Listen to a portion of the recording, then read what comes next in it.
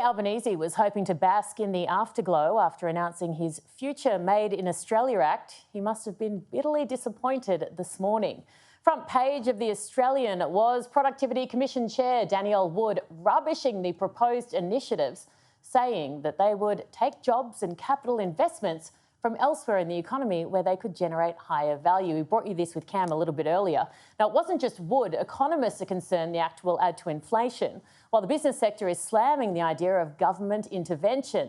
Though I suppose Albanese can always rely on ALP President Wayne Swan, who gave that very scathing takedown. Now, joining me now is Macro Business Chief Economist Leith Van Onselen. Leith, thank you so very much.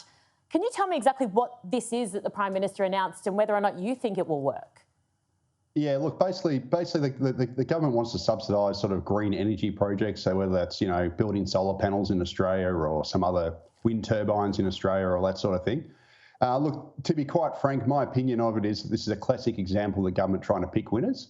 It'll also be inflationary because it's going to throw subsidies at areas where basically Australia has, will never be competitive, such as solar panel manufacturing. And this is at a time when Australians are already being compelled into renewables.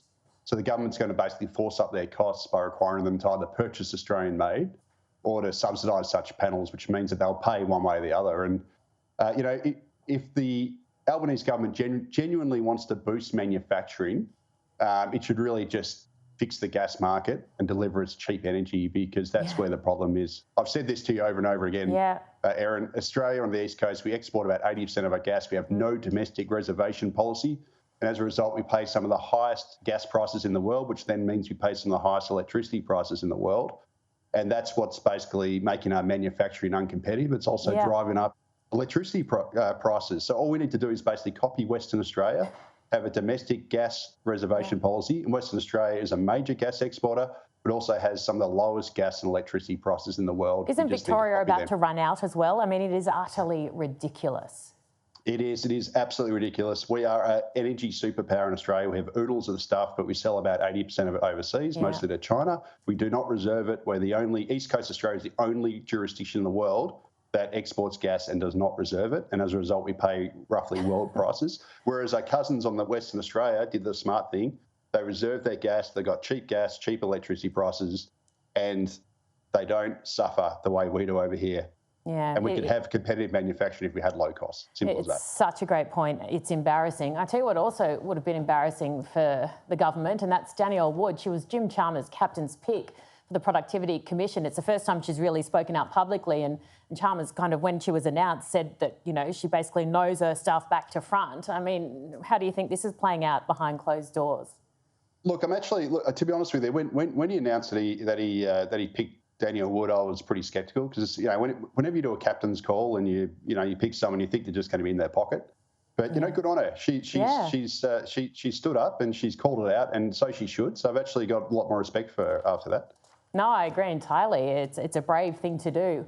And of course, because we aren't already doing it tough, New South Wales people could see their electricity bills rise due to transmission line for the Snowy Hydro's 2.0's transmission line, of all things going over budget. Just something else.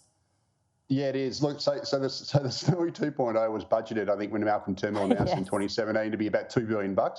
It's now gone out to about $12 billion.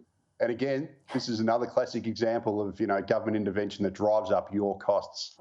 And I wish they'd just abandon this sort of stuff and they just fix the gas market, because for reasons I've just said, if we did that, we'd have cheap gas and we'd have cheap electricity prices, and we wouldn't have to do all these band-aids on top of band-aids that end up costing you more in the long run. It's crazy. Leith, you make far too much sense to ever run for politics, but would you ever consider it? I listen to you on 2GB in the mornings very, very early before my great show on Today FM starts, but you just make so much sense.